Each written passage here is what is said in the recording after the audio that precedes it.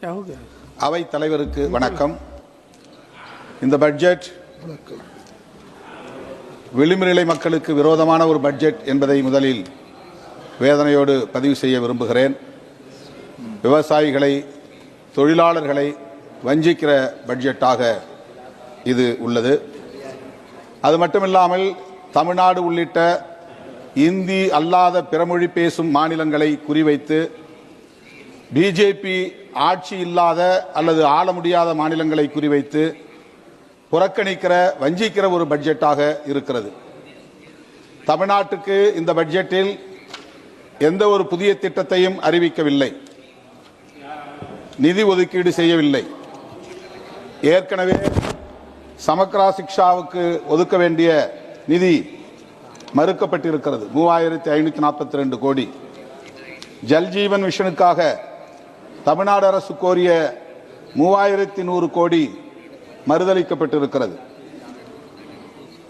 தற்போது புதிய திட்டங்கள் எதுவும் அறிவிக்கப்படாமல் வஞ்சிக்கப்பட்டுள்ளது. மாநிலங்களுக்கு வரி வருவாயில் நிதியை பகிர்வு செய்வதற்கு 16வது நிதிக்குழுவுக்கு மாநிலங்களின் சார்பில் விடுத்த கோரிக்கை 50% உயர்த்த வேண்டும் என்பதாகும்.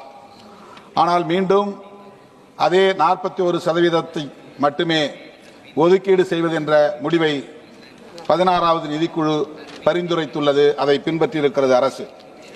அதன்படி பார்த்தால் தமிழ்நாட்டுக்கு 4% மட்டுமே. அதிலும் தற்போது 1200 கோடி ரூபாயை குறைத்திருக்கிறது இந்த பட்ஜெட்டில் என்பதை வேதனையோடு நான் பதிவு செய்கிறேன்.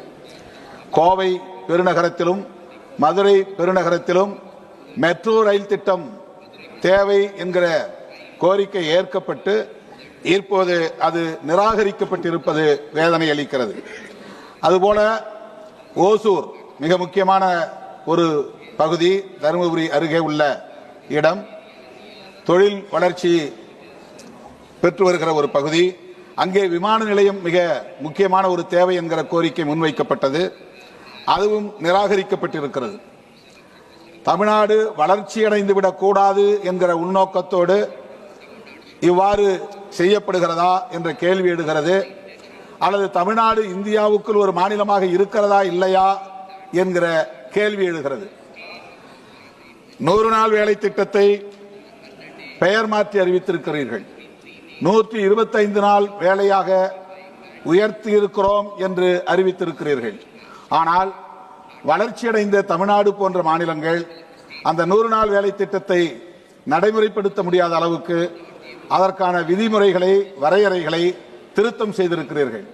தமிழ்நாடு வளர்ச்சியடைந்த மாநிலம், ஆகவே அங்கு 100 நாள் வேலை திட்டத்தை நடைமுறைப்படுத்த தேவையில்லை என்கிற அடிப்படையில் இந்த வரையறைகள் திருத்தப்பட்டிருக்கின்றன.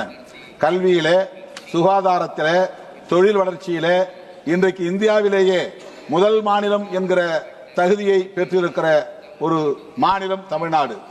அந்த மாநிலத்தை மேலும் ஊக்கப்படுத்த வேண்டிய அரசு, அந்த மாநிலத்திற்கு மேலும் நிதியை ஒதுக்கீடு செய்து புதிய திட்டங்களை வழங்க வேண்டிய அரசு அதற்கு மாறாக தமிழ்நாட்டை வஞ்சிக்கும் உள்நோக்கத்தோடு செயல்படுவது கவலை அளிக்கிறது.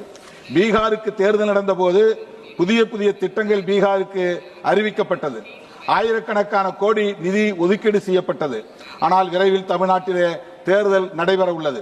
அப்படி தமிழ்நாட்டிலே தேர்தல் நடைபெறும் சூழலிலாவது, அந்த தேர்தலை கருத்தில் கொண்டாவது, பாரதிய ஜனதா கட்சி அங்கே மக்களிடத்தில் வளர்ச்சி பெற வேண்டும் என்கிற எண்ணத்திலாவது நிதி ஒதுக்கீடு செய்திருக்கலாம். ஆனால் அவ்வாறு செய்யவில்லை.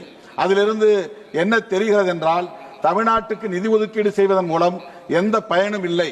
அங்கே பாஜக ஆட்சி வரப்போவதில்லை, எனவே அங்கு வெற்றி பெறப்போவதும் இல்லை, எனவே அங்கு நிதி ஒதுக்கீடு செய்ய வேண்டிய தேவையில்லை என்பதை மறைமுகமாக அது உணர்த்துகிறது.